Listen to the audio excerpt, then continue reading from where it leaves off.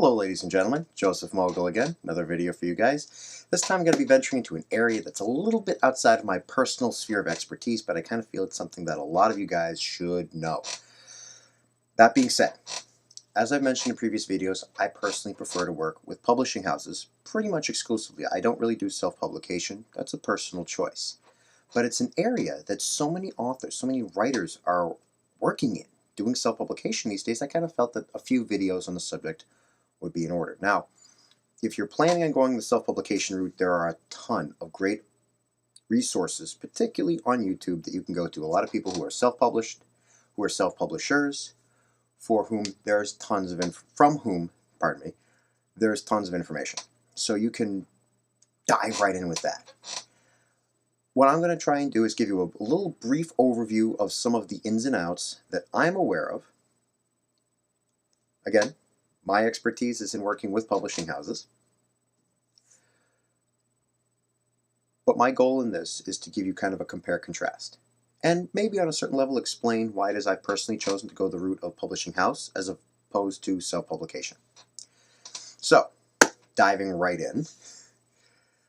The first and foremost thing you're going to have to deal with if you're self-publishing is editing and proofing. When you work with a publishing house, you have an editor. Your editor is going to most likely pass that story off to some people to proof it. So you get your story edited and proofed, and you will get, and this has happened to me, every single publishing house I've worked with, I've gotten my story back with markups and edits. And it'll come with an email that will say something to the extent of, we've made a few changes, go through them, see what you think. If there's any change that you're particularly opposed to, let us know. We'll try and work around it. There's some stories that I've had that went back and forth like 7-8 times. Most of them, one or two.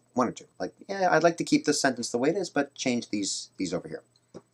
The thing with this is that I'm not paying the editor, the proofer.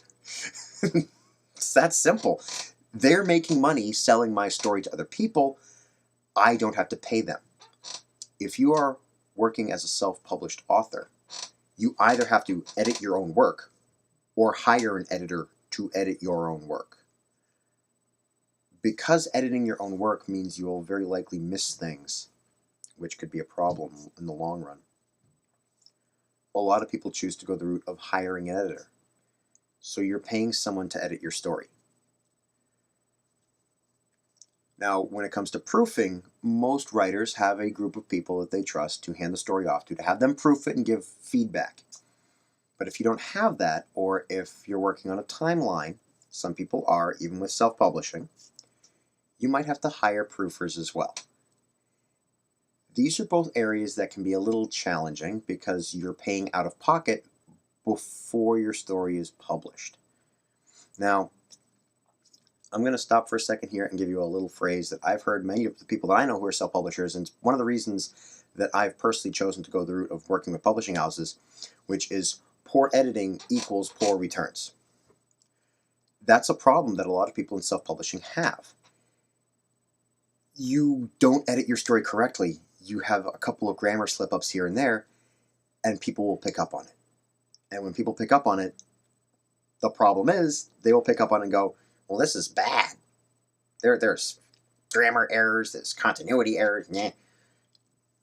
That's a problem. So again, poor editing equals poor returns.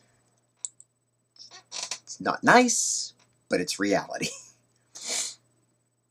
And that's a big part of the reason why I've personally chosen to go the route of working with publishing houses. I'm not particularly worried about that. Yes, I will go over my own work before I submit it. Sometimes I have to go over it after it's been sent in. The editors will say, well, there seem to be some things here going on. Tell me what's up with this stuff. And there have been some times when I've caught errors that slip through everyone. These things happen. The important thing is to make sure that your work is as polished as possible when it goes to the general market. That's really the big issue. And when you're working with a publishing house, you're not paying for that. When you're working as a self-published author, you have to pay for it in advance. Now, the trade-off is that if you're working with a publishing house, you're not going to make as much money per sale. If you're self-published, yes, you are buying the books out of pocket. You're paying the print house. You are paying the editor. You're paying the proofer. there are other expenses that I'll be listing in future videos that you have to pay for out of pocket before the book goes to sale. But once it goes to sale, you're making 100% of net. With a publishing house, you're not paying any of that out of pocket, but you're not making 100% of net. That's the big trade-off. Now, you can kind of mitigate that with self-publishing if you're hooked up with a really good writers group where you'll get people proofing and editing your work, and in exchange you proof and edit other people's work, which is a really good trade-off. I'm part of a number of writers groups. I find this a great way of networking. It's a great way of getting inspiration for stories. It's a great way of just working with other authors, getting other perspectives. Like, I don't personally write a lot of first-person narrative. I know about a number of people who write almost nothing but first-person narrative. And it helps to work with people who have radically different views, but this is an area where it can help you in terms of the financial end of it, the business side of being a writer. Now, that still doesn't take away that you're going to be paying out of pocket before your book goes to market. That can be a challenge.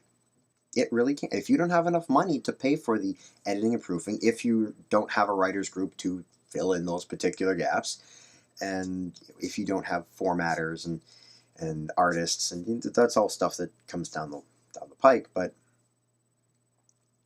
ultimately the choice has to be yours. You need to be fully informed about all the expenses and challenges that come with self-publishing before you decide whether you're going to self-publish, just like you need to know all the challenges that come with working with a publishing house before you decide to work with a publishing house. And this is what I said at the beginning of the video. I'm not going to tell you which path to choose.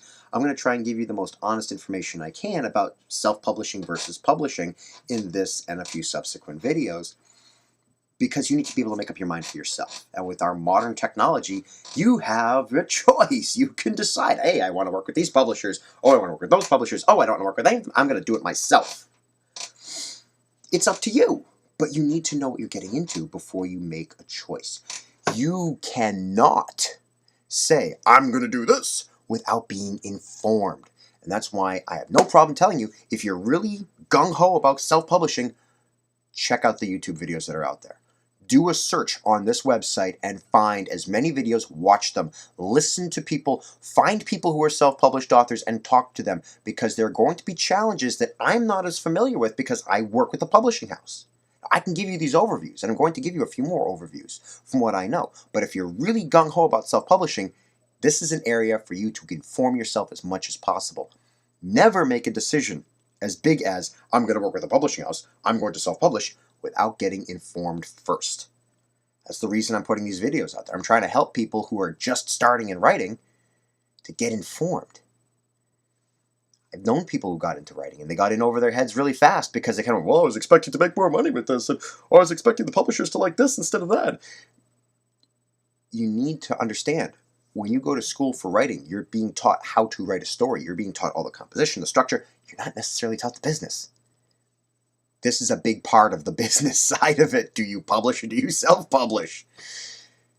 Ultimately, the choice is yours. And I hope that my videos, this and the subsequent videos that I'm going to do on self-publishing, will help you become an informed author, help you figure out which path is the correct one for you, and that you can go down that path fully informed and confident. All right, that's all I've got to say for right now. You can like and subscribe below. I'll eventually get that angle right so I can just do this straight away.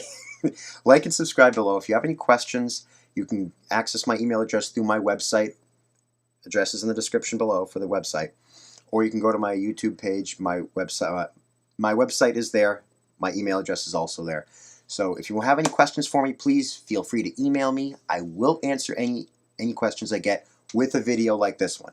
It might not be a once a week. If I get a whole bunch of questions, I might do a couple extra videos, but it depends. It's all up to you if you have any questions. So like and subscribe, questions, email.